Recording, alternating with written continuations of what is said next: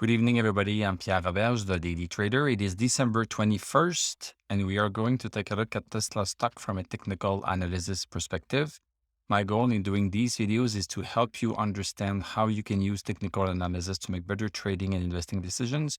But I am not a financial advisor, so please do your own research and make your own decisions. Okay, so Tesla seems to be rebounding a little bit today. So we are up $38.59. That's 4.29%. So we close at 938.53. Post market, we are down $1.54 at 936.99. So as mentioned yesterday, either we are going to bounce here on 8.99 or we are going to bounce on, I would say approximately 8.15. Let's look at what we have on the chart. So we have a long wick at the bottom, so showing buying pressure. So the stock tried to go down, but then was pushed back up before the close. And we have a green candle, so we close higher than where we opened.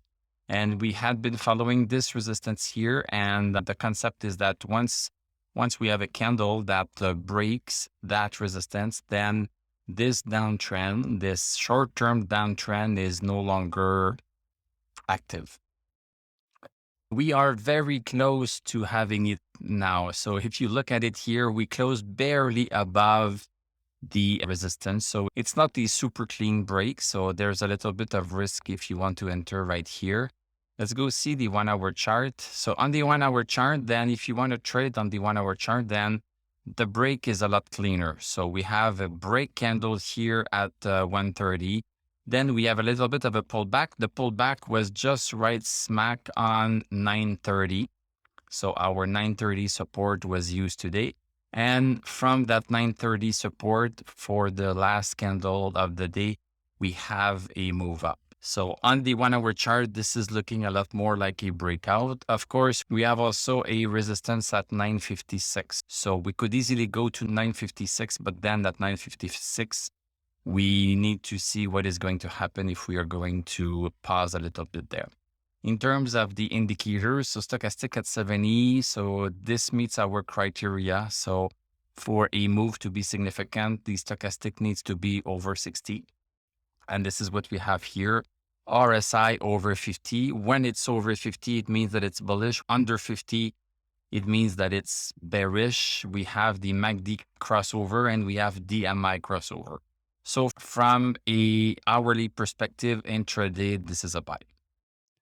If we go back to the daily chart, in terms of the daily chart, so if you are trading a little bit more long-term, then things are a little bit different. Let me just move this to the hourly chart. We have a nice candle that crossed a little bit 899 again. So it crossed it during the day, but then was pushed back up.